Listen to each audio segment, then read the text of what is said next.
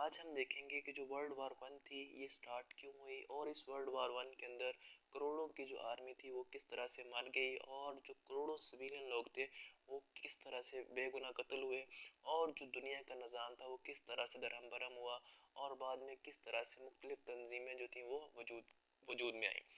तो world war one जो थी ये बेसिकली इसके स्टार्ट होने के पीछे जो रीज़न थी वो था प्रिंस ऑफ ऑस्ट्रिया, जिसका नाम था फर्डिनेंड, फ्रांस फर्डिनेंड। ये वो बंदा था जी, फ्रांस फर्डिनेंड ये वो बंदा था जब ये प्रिंस ऑफ ऑस्ट्रिया था। जब ये विजिट के लिए जाता है बोस्निया के अंदर तो वहाँ पे इसको कत्ल कर दिया जाता है। बोस्निया का जो कैपिटल सिटी है सराजीवो के अंदर इसको कत्ल कर दिया जाता है। जब इसको सराजीवो के अंदर कत्ल कर दिया जाता है 28 जून 1914 को, 28 जून 1914 को ये विजिट के लिए बोस्निया जाता है और वहाँ पे बोस्निया का जो कैपिटल सराजीवो है वहाँ पे इसको कत्ल कर दिया जाता है। तो इसके कत्ल की वजह से फिर ऑस्ट्रिया जो है वो बोस्निया के ऊपर जो है वो हमला कर देता है।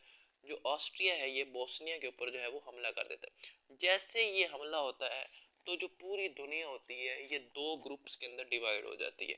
एक ग्रुप्स को हम कहते हैं कि अलाइड पावर्स और जो दूसरा था वो था सेंट्रल पावर। तो जो कुछ कंट्रीज थे वो यानी कि कुछ कंट्रीज जो थे वो बोस्निया की हेल्प के लिए आ गए और सेम टाइम कुछ कंट्री जो थे वो ऑस्ट्रिया की हेल्प के लिए आ गए। तो इस तरह से दो ग्रुप बन गए। जो बोस्निया की हेल्प के लिए कंट्रीज है उसको हम कहते हैं वो अलाइड पावर्स हैं और जो ऑस्ट्रिया की हेल्प के लिए है उनको हम कहते हैं वो सेंट्रल पावर्स हैं।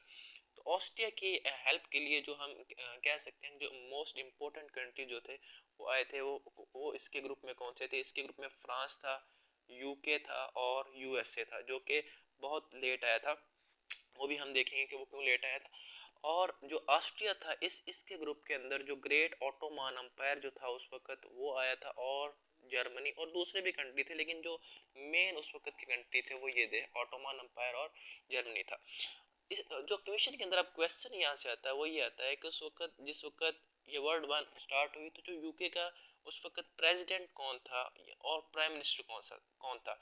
तो जो यूके का उस वक्त प्रेसिडेंट था वो था जॉर्ज फिफ्थ और जो इसका प्राइम मिनिस्टर था उस वक्त वो था लॉयल जॉर्ज।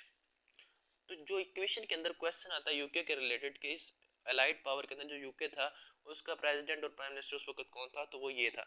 और जो दूसरा क्वेश्चन आता है कि उस वक्त यूएसए का प्रेसिडेंट कौन था? तो जो ये बहुत ही इंपॉर्टेंट है।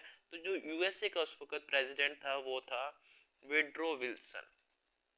ये बड़ी इंपॉर्टेंट शख्सियत है, इसके बारे में हम आगे जाके देखेंगे। और इसी तरह जो इस तरफ से हमारे पास क्वेश्चन आता है कि जो ऑटोमान अंपायर है उसका उस वक्त जो लीडर था वो था महमद फाइव।